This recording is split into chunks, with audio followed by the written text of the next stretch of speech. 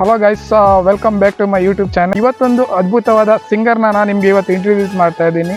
So ಹಾಡುಗಾರಿಕೆಯಲ್ಲಿ ಪ್ರತಿಭೆ ಉಳ್ಳಂಥ ಯುವಕ ಹಾಗೂ ತಮ್ಮ ಕಂಠಸಿರಿಯಲ್ಲಿ ಮನಸೆಳೆಯುವಂಥ ಗಾಯಕ ಅಂತಲೇ ಹೇಳ್ಬೋದು. Heartily welcome to Vignesh Acharya from Kasaragod. Vignesh ಅವರೇ, ಮೊದಲನೇದಾಗಿ ಕಾರ್ಯಕ್ರಮಕ್ಕೆ ಸ್ವಾಗತ. ಅವರಿಗೆ ಅಂತೇಳಿ ಇದು ನಾನು ಸಾಂಗ್ ಹಾಡ್ತೀನಿ ಅಂತೇಳಿ ಯಾರಿಗೂ ಗೊತ್ತಿರಲಿಲ್ಲ ಸ್ಟಾರ್ಟಿಂಗಲ್ಲಿ. ಓಕೆ. ಮತ್ತೆ ಮೊನ್ನೆ ದೀಪೋತ್ಸವದಲ್ಲಿ ಹಾಡಿದ್ನ, ಖುಷಿ ಆಯಿತು ಎಲ್ರಿಗೂ. ಓಕೆ. ಇನ್ನೊಂದ್ಸಲ ಹಾಡು ಹಾಡು ಹಾಡು ಅಂತೇಳಿ ನನಗೆ ಹುರಿದು. ಆಲ್ರೆಡಿ ನಾವು ಕನ್ನಡ ಸಾಂಗನ್ನು ಹಾಡ್ತಿದ್ವಿ.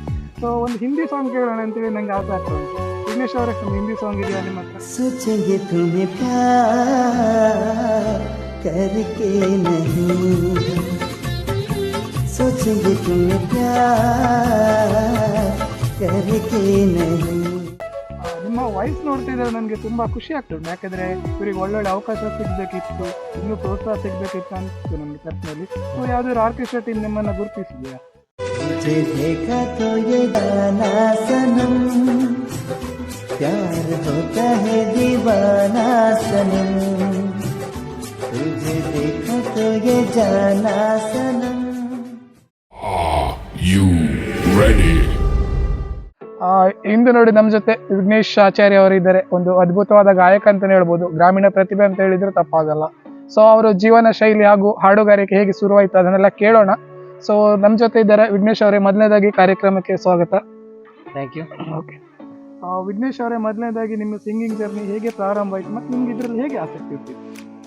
ಆಸಕ್ತಿ ಅಂತ ಹೇಳಿದರೆ, ಮೊದಲ ಬಾರಿಗೆ ನಾನು ಚಿಕ್ಕದಿಂದಿರುವಾಗಲೇ ನಾನು ಹೀಗೆ ಹಾಡ್ತಾ ಹಾಡ್ತಾ ಹೀಗೆ ಇಲ್ಲಿವರೆಗೆ ಬಂದೆ. ಓಕೆ.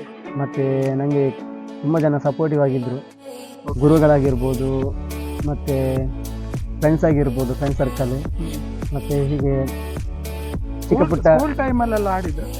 ಹಾಂ, ಸ್ಕೂಲ್ ಟೈಮಲ್ಲಿ ಹಾಡಿದರೆ ಅಂದರೆ ಅಂತ ಹೇಳಿದರೆ ಇದು ಗ್ರೂಪ್ ಸಾಂಗಲ್ಲೆಲ್ಲ ಹಾಡ್ತಿದ್ದೆ ನಾನು ಸ್ಟಾರ್ಟಿಂಗ್. ಮೊದಲು ಗ್ರೂಪ್ ಸಾಂಗ್ ಹಾಡಿ ಮತ್ತು ಹೀಗೆ ಒಬ್ಬನೇ ಹಾಡಬೇಕು ಅಂತ ಮನಸ್ಸಾಯಿತು. ಅಂದರೆ ಅದು ಲೆಕ್ಚರ್ಸ್ ಅವರೆಲ್ಲ ಹೇಳ್ತಿದ್ರು, ನೀನು ಅಷ್ಟು ಒಳ್ಳೆ ಸಾಂಗ್ ಎಲ್ಲ ಹಾಡ್ತಿ ಮಾರೆ, ಒಂದು ಒಬ್ಬನೇ ನಿನಗೆ ಸಾಂಗ್ ಹಾಡ್ಬೋದಿತ್ತಲ್ಲ ಮಾರೆ ನಿಮಗೆ. ಕಡೆಗೆ ಅವರು ಹೇಳಿದರು, ಅದೇ ಒಂದು ಸಲ ಟ್ರೈ ಮಾಡುವಂತ ಹಾಡಿದೆ. ಮತ್ತು ಅಷ್ಟೇ ಅಲ್ಲ, ಹೀಗೆ ಭಜನೆ, ಸಿಂಗಿಂಗ್ ಆಗಿರ್ಬೋದು, ಮತ್ತು ಇದು ಡ್ಯಾನ್ಸ್ ಆಗಿರ್ಬೋದು, ಈ ಥರ ಚಿಕ್ಕ ಚಿಕ್ಕ ಕಾರ್ಯಕ್ರಮಗಳಿಗೆಲ್ಲ ಹೋಗಿ ಹಾಡ್ಕೊಂಡು ಬಂದೆ. ನಿಮ್ಮ ಪ್ರತಿಭೆಯನ್ನು ಗುರುತಿಸಿದ್ರು. ಜನರೇಷನ್ಗೆ ಒಂದು ಮನರಂಜಿಸುವಂತ ಸಾಂಗ್ ನಮಗೆ ಬೇಕು ವಿಘ್ನೇಶ್ ಕಡೆಯಿಂದ. ನೀವು ಯಾವ ಸಾಂಗ್ ಆಡ್ಲಿಕ್ಕೆ ಇಷ್ಟಪಡ್ತೀರಿ? ಅಂದರೆ ನಾನು ಒಂದು ಇನ್ಸ್ಪಿರೇಷನ್ ಆಗಿರ್ಬೇಕು ಈಗಿನ ಜನರೇಷನ್ಗೆ. ಹಾಗೆ ವಾವ್ ಅಂತ ಹೇಳೋ ಥರ ಇರಬೇಕು. ಅವಂತ ಹೇಳೋದಾದರೆ, ಮೊನ್ನೆ ಇದು ನಮ್ಮ ಕಂಪ್ನಿಯಲ್ಲಿ ಮೊನ್ನೆ ದೀಪೋತ್ಸವ ಕಾರ್ಯಕ್ರಮ ಆಯಿತು. ಓಕೆ. ಅಲ್ಲಿ ಒಂದು ಹಾಡಿದ್ದೆ. ಎಲ್ಲರೂ ನನಗೆ ತುಂಬಾ ಸಪೋರ್ಟ್ ಮಾಡಿದ್ರು, ಹಾಗೆ ಖುಷಿ ಪಟ್ಟರು. ಅವರಿಗೆ ಅಂತೇಳಿ ಇದು ನಾನು ಸಾಂಗ್ ಹಾಡ್ತೀನಿ ಅಂತೇಳಿ ಯಾರಿಗೂ ಗೊತ್ತಿರಲಿಲ್ಲ ಫಸ್ಟ್ ಸ್ಟಾರ್ಟಿಂಗಲ್ಲಿ. ಓಕೆ. ಮತ್ತು ಮೊನ್ನೆ ದೀಪೋತ್ಸವದಲ್ಲಿ ಹಾಡಿದ್ನ, ಖುಷಿ ಆಯಿತು ಎಲ್ರಿಗೂ. ಓಕೆ. ಇನ್ನೊಂದ್ಸಲ ಹಾಡು ಹಾಡು ಹಾಡು ಅಂತೇಳಿ ನನಗೆ ಹುರಿದುಂಬಿಸಿದ್ರು, ಎಂಕರೇಜ್ಮೆಂಟ್ ಮಾಡಿದರು. ಅದು ಯಾವ ಸಾಂಗ್ ಒಂದು ಹಾಡುವ ಅಂತ. ಓಕೆ. ನಮಗೋಸ್ಕರ ಅದೇ ಸಾಂಗ್ ನೀವು ಹಾಡ್ಬೋದು ಇಲ್ಲಿ, ವೀಕ್ಷಕರಿಗೆ ಗೊತ್ತಾಗ್ಲಿ. ಖಂಡಿತ ಖಂಡಿತ.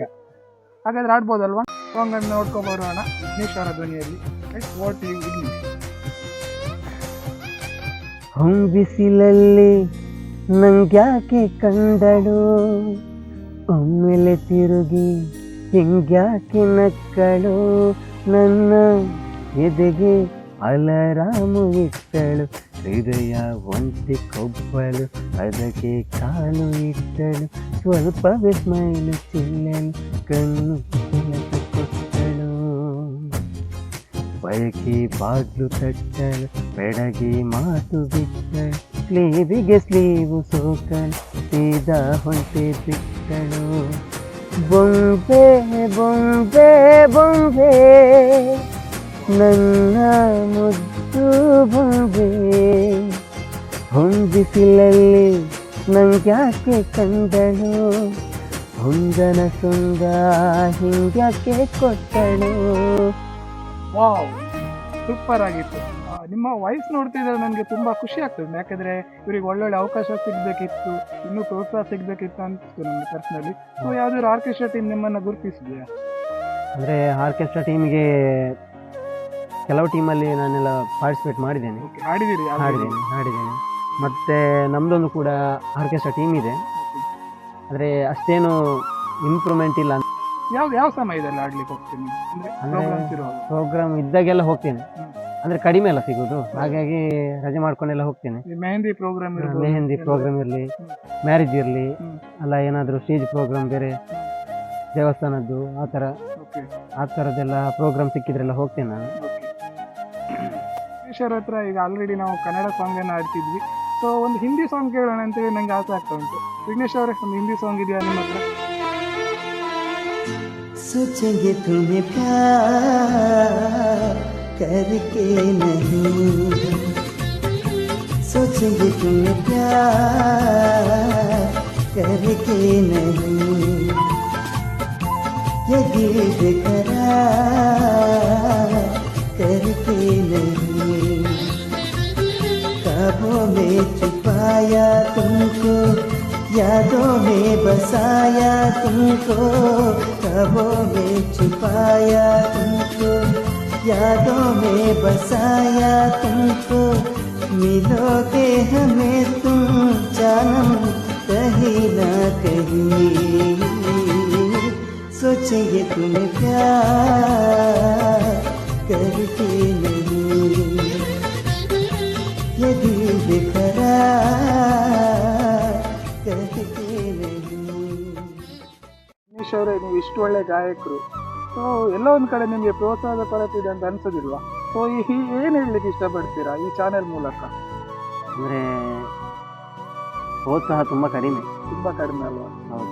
ಈಗಿನ ಜನರೇಷನ್ ಅಲ್ಲಿ ಸ್ವಲ್ಪ ಗರ್ಲ್ಸ್ ಅಂದ್ರೆ ಎಲ್ಲರೂ ಫೇವರ್ ಆಗಿ ತುಂಬಾ ಸಪೋರ್ಟ್ ಮಾಡ್ತಾರೆ, ಬಾಯ್ಸ್ ಅಂದ್ರೆ ಸ್ವಲ್ಪ ಕಷ್ಟ ಅದಂತೂ ಈಗಿನ ಜನರೇಷನ್ ಅಲ್ಲಿ. ಅದಂತೂ ಖಂಡಿತ ಸತ್ಯ.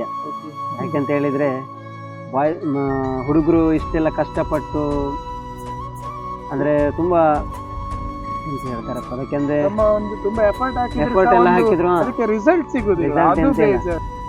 ವಿಘ್ನೇಶ್ ಅವರೇ, ಈಗ ತುಳುನಾಡಿನಲ್ಲಿ ಇದ್ದೇವಲ್ಲ, ಹೌದು, ತುಳುನಾಡಿನ ಜನರಿಗೋಸ್ಕರ ಯಾವ್ದಾರ ಒಂದು ಸಾಂಗ್ ಆಗ್ಬೋದು? ಖಂಡಿತ ಆಡುವ.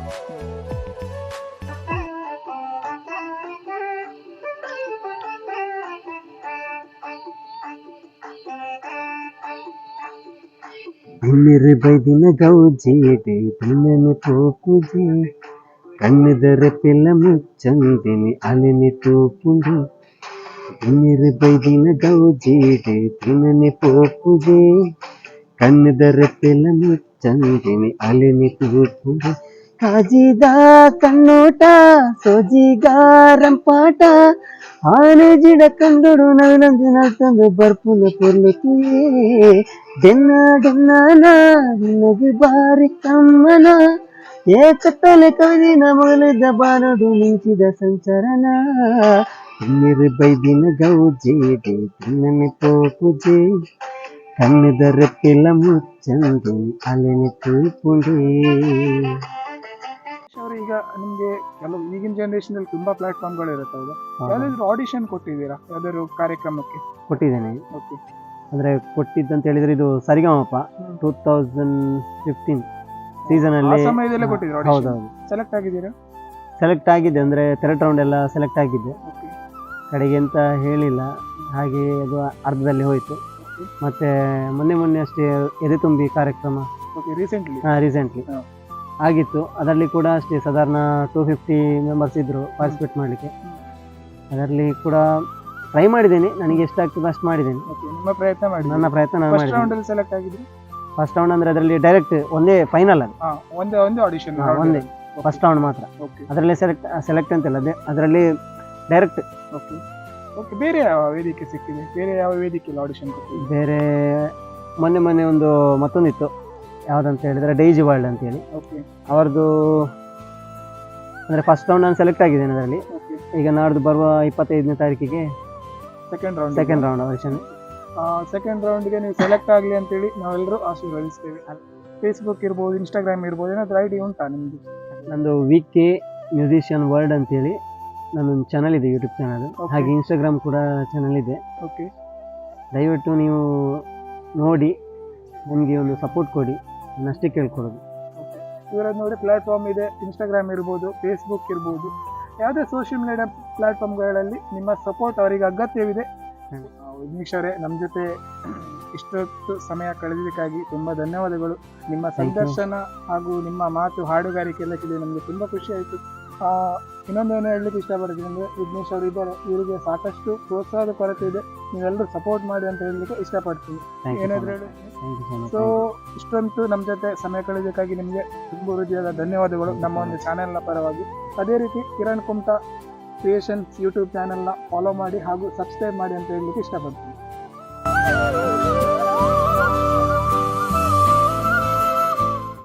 तुझे देखा तो ये जाना सनम, प्यार होता है दीवाना सनम। तुझे देखा तो ये जाना सनम, प्यार होता है दीवाना सनम। अब यहाँ से कहाँ जाए हम, तेरी बाहों में मर जाए हम। तुझे देखा तो ये जाना सनम, प्यार होता है दीवाना।